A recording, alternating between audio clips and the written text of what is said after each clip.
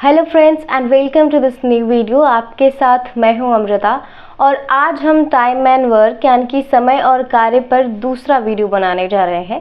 हमने इससे पहले भी टाइम एंड वर्क पर वीडियो बनाया है जिस पे हमने एकदम आसान शब्दों से एकदम शुरुआत से सब कुछ समझाया है। अगर आपने अभी तक वो वीडियो नहीं देखा है तो प्लीज़ उसे जाकर हमारे चैनल पे आप देख लें। और आज हम टाइम एंड वर्क में और भी तरह के जो क्वेश्चंस होते हैं उन्हें हल करेंगे। सो चलिए इस वीडियो को शुरू करते हैं। हमारा अगला सवाल है, ए अकेला किसी काम को 20 दिनों में और बी उसे 25 दिनों में समाप्त करता है। दोनों मिलकर 5 दिनों तक कार्य करते हैं और फिर बी काम छोड़ देता है, तो शेष काम को ए अकेले कितने दिनों में। क्वेश्चन में बस थोड़ा सा चेंज है, हम देखेंगे इसे कैसे सॉल्व कर सकते हैं। ए किसी काम को 20 दिनों में खत्म करता है, बी उसी काम को 25 दिनों में खत्म करता है। तो सबसे पहले हम इनका एलसीएम लेंगे, एलसीएम 100 होगा। उसके बाद 20 पंजे 100 यहाँ 5 और 25 चौके 100 यहाँ की 4। ठीक है। आप एक चीज़ देखो, ए एक दिन में 5 काम करता है, बी एक दिन में 4 काम करता है। और अगर इन दोनों को बोल दिया जाए कि तुम दोनों एक साथ काम करो एक दिन के लिए, तो एक दिन में 9 काम करेंगे। ठीक है। और हमारे क्वेश्चन में आगे कहा गया है कि इन दोनों ने 5 दिनों तक साथ काम किया था। ठीक है। तो एक दिन में जब 9 काम करते हैं ये लोग, तो 5 दिन में कितने काम करेंगे? 9 पंजे 45। यानी कि ये जो पूरा काम 100 है ना, इसमें से ये 45 काम दोनों मिलकर ख़त्म कर देते हैं। तो हमारे पास कितना काम बचा? अब हमारे पास 55 काम यहाँ पे बचा है। यानी कि इन्होंने 5 दिन तक साथ काम किया है और बी काम को छोड़ चुका है। अब ये जो 55 काम है ना, ये बेचारा ए अकेले करेगा। तो हमें निकालना है कि ए को कितना टाइम लगेगा। Time is equal to work upon efficiency. ठीक है। इफिशियंसी। ठीक है। तो यहाँ पर वर्क की जगह इसको नहीं लिखेंगे। ठीक है। क्योंकि 5 दिन ऑलरेडी काम हो चुका है, अब 5 दिनों तक काम हुआ है तो कुछ ना कुछ तो काम हुआ होगा ना। तो अब यहाँ पे वर्क की जगह पे जो बचा हुआ काम था 55, उसको लिखेंगे। और इफिशियंसी में किसकी इफिशियंसी लिखेंगे? ए की इफिशियंसी लिखेंगे। ए की इफिशियंसी यानी कि ए की कार्य क्षमता 5 है, यानी कि यहाँ पे 5। यानी कि ए को अगर बोल दिया जाए कि बाकी काम अकेले उसे करना हो तो उसे 11 दिन लगेंगे। ठीक है। और एक इंपॉर्टेंट बात मैं आपको बता दूं, बहुत जगह क्वेश्चन में ये पूछा गया होता है कि टोटल काम कितने दिन में हुआ, यानी कि टोटल टाइम कितना लगा टोटल काम को करने में। ठीक है। तो 11 दिन तो बचे हुए काम को करने में लगा होगा और 5 दिन इन्होंने पहले भी किया था। ठीक है। अगर आपसे पूछ देता है कि इस काम को खत्म करने में कितने दिन लगे थे, तो वो 16 डेज होंगे। हालांकि इस क्वेश्चन में ये पूछा नहीं गया है, लेकिन मैं आपको बता देती हूँ कि बहुत जगह होता है कि पूछ देता है कि बी ने काम छोड़ दिया, सी ने काम छोड़ दिया, लेकिन जो लास्ट में बचा उसके करने के बाद भी टोटल काम यानी कि पूरा जो काम था वो कितने दिनों में हुआ है। तो उस कंडीशन में हम क्या करेंगे, हम जितने भी दिन उन्होंने काम किया है उसको ऐड करेंगे और साथ ही साथ जो बचे हुए काम को करने में जो दिन लगे हैं उसे भी जोड़ देंगे। ठीक है। ये है हमारा अगला क्वेश्चन। ए और बी किसी काम को क्रमशः 7 और 8 दिनों में करते हैं।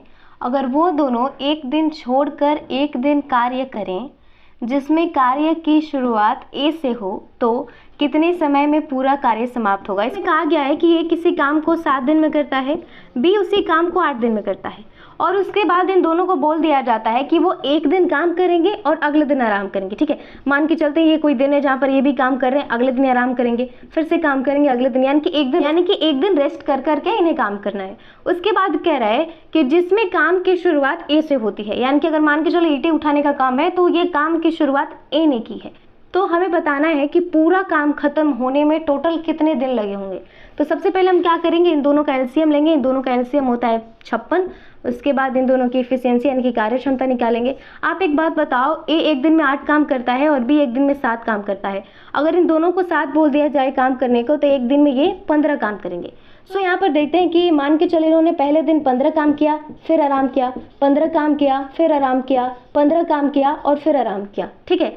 आप देखो कि इनका 3 दिन का काम, भले ही एक एक दिन इन्होंने 3 दिन आराम भी किया है, लेकिन इनके 3 दिन के काम के बाद इन्होंने टोटल 45 काम कर लिया है और उसके बाद सिर्फ काम 11 बचता है। यानी कि इन्होंने कोई काम है जो 56 मान के चलो ईंटें उठानी थी, तो उन्होंने 45 ईंटें उठा चुके हैं और सिर्फ अब 11 ईंटें उठानी है। तो अब आप देखो, अगर इनको फिर से बोला जाए कि 7 आओ, तो ये तो 15 काम करेंगे ना, और हमें 15 काम अब है नहीं हमारे पास।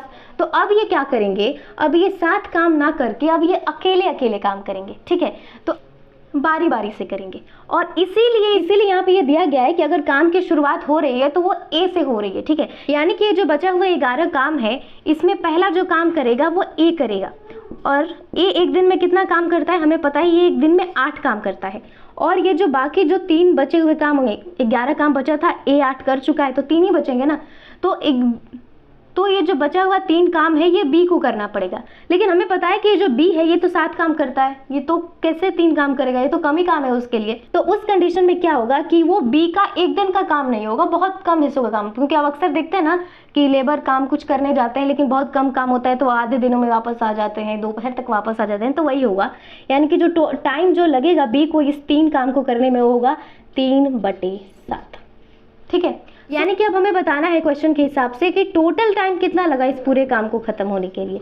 तो सबसे पहले हम देखते हैं कि कितना दिन लगा था 45 काम करने में। आप यहाँ देखो 1 2 3 4 5 6, यानी कि 3 दिन तो काम किया था ए बी ने, लेकिन 3 दिन आराम भी तो किया था, यानी कि 6 दिन यहाँ, 3 दूनी 6, यानी कि 6 यहाँ। उसके बाद ए का 1 दिन का काम और फिर से बी के 3/7 दिन का काम, ठीक है। इन सबको जोड़ लेंगे, 7/3/7 डेज, यानी कि टोटल इतना दिन लगेगा ए और बी को पूरे काम को खत्म करने के लिए, ठीक है। और एक इंपॉर्टेंट बात, अगर क्वेश्चन में ये दिया होता कि काम की शुरुआत बी से होती है तो उस कंडीशन में हमें क्या करना होता कि जो काम का जो 11 बचा हुआ हिस्सा था, हमें उसका जो पहला हिस्सा था वो बी को देना पड़ता। यानी कि अगर बी, यहाँ पर एक्सेप्शन आप लिख लो, यानी कि अगर बी को बोला जाता ना कि बी पहले काम कर रहा है, तो हम क्या करते कि जो बी को पहले 7 काम देते और उसके बाद जो बचा हुआ जो 4 काम होता वो ए के पास आता, ठीक है। उस कंडीशन में बी का 1 दिन का काम होता और ए का काम होता 4/8 का, यानी कि आधे दिन का उसका काम होता, ठीक है। यानी कि क्वेश्चन में क्या यहाँ पे रखा गया है उसके हिसाब से आंसर आते हैं, ठीक है। सो अब अगले क्वेश्चन को देखते हैं। रमेश और रमन किसी काम को क्रमशः 10 और 15 दिनों में समाप्त करते हैं, तो कार्य के 2/3 हिस्से को रमेश कितने दिनों में समाप्त करेगा, ठीक है। ये भी बहुत बेसिक क्वेश्चन है। कहा गया है कि जो रमेश है वो कार्य को 10 दिन में और ये जो रमन है कार्य को 15 दिन में समाप्त करता है। तो सबसे पहले हम इन दोनों का एलसीएम लेंगे। 10 और 15 का एलसीएम होता है 30, ठीक है। उसके बाद इनकी एफिशिएंसी कैसे निकालते सिखाया था ना, 10 तिहाई 30 और 15 दूनी 30, ठीक है। तो हमें क्वेश्चन में आगे कहा गया है कि जो पूरा काम है उसका 2/3 हिस्सा कितने दिनों में रमेश अकेले करेगा। यानी कि रमेश को बोल दिया जाए कि 2/3 हिस्सा तू करके दिखा, ठीक है। तो मैं आपको बता दूं कि ये काम जो होता है क्वेश्चन के लिए वो एलसीएम होता है, ये हमारा वर्क है। तो वर्क का 2/3 पार्ट कितना होगा वो देखते हैं। तो 30 का 2/3 कितना हो जाएगा, 10 तिहाई 30, यानी कि 20, यानी कि 20 वर्क को 20 ईंटें उठानी है रमेश को अकेले। तो कितना टाइम लगेगा, सो टाइम बराबर वर्क अपॉन इफिशियंसी, ठीक है, इफिशियंसी। तो वह काम की जगह जो 2/3 काम है उसे लिखेंगे 20 और इफिशियंसी हमें किसकी लिखनी है, हमें इफिशियंसी लिखनी है रमेश की कार्यक्षमता। रमेश की कार्यक्षमता 3 है तो यहाँ हो जाएगा 3, यानी कि इसे 6.2/3 लग जाएंगे अगर उसे बोल दिया जाए कि इसे काम को ख़त्म करना है तो, ठीक है।